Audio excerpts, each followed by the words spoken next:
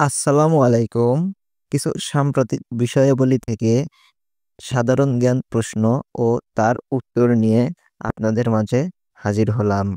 ভিডিওটি দেখার পরে আপনাদের মূল্যবান মন্তব্য কমেন্ট বক্সে জানিয়ে যাবেন।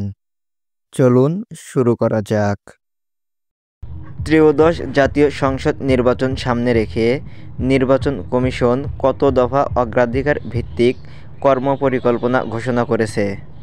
২৪ দফা অগ্রাধিকার ভিত্তিক কর্মসূচি ঘোষণা করেছে।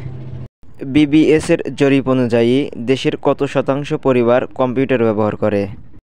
বিবিএসের জরিপ অনুযায়ী দেশের ৯.৪% পরিবার কম্পিউটার ব্যবহার করে। ২০২৫ সালের জানুয়ারি থেকে জুন পর্যন্ত বাংলাদেশ কত টাকার বিনিয়োগ প্রস্তাব পেয়েছে?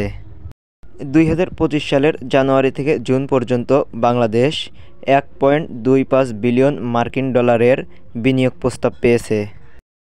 কাজী নজরুল ইসলামকে কবে ও কোথা থেকে সরকারি উদ্যোগে ঢাকায় আনা হয়? কাজী নজরুল ইসলামকে ১৯৭২ সালের ২৪শে মে কলকাতা থেকে সরকারি উদ্যোগে ঢাকায় আনা হয়। দেশে বর্তমানে বৈদেশিক মুদ্রার রিজার্ভ কত? দেশে বর্তমানে বৈদেশিক মুদ্রার রিজার্ভ ৩১.৩৩ বিলিয়ন ডলার। ত্রয়োদশ জাতীয় সংসদ নির্বাচনের রোডম্যাপ ঘোষণা করেন কে? ত্রয়োদশ জাতীয় সংসদ নির্বাচনের রোডম্যাপ ঘোষণা করেন ইসির সিনিয়র সচিব আখতার আহমেদ। জাতিসংঘ কবে আন্তর্জাতিক কৃত্রিম বুদ্ধিমত্তা উপদেষ্টা পরিষদ গঠন করে? ২৬ আগস্ট জাতিসংঘ আন্তর্জাতিক কৃত্রিম বুদ্ধিমত্তা উপদেষ্টা পরিষদ গঠন করে।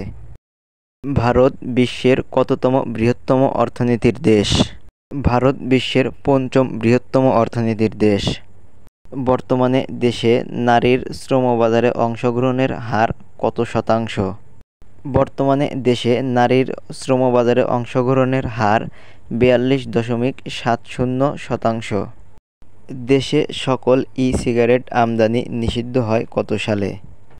দেশে সকল ই-সিগারেট আমদানি নিষিদ্ধ হয় ১লা জানুয়ারি ২০২৫। ভিডিওটি কেমন লাগলো অবশ্যই কমেন্ট করে জানাবেন। ভালো লাগলে লাইক, কমেন্ট আর শেয়ার করতে ভুলবেন না।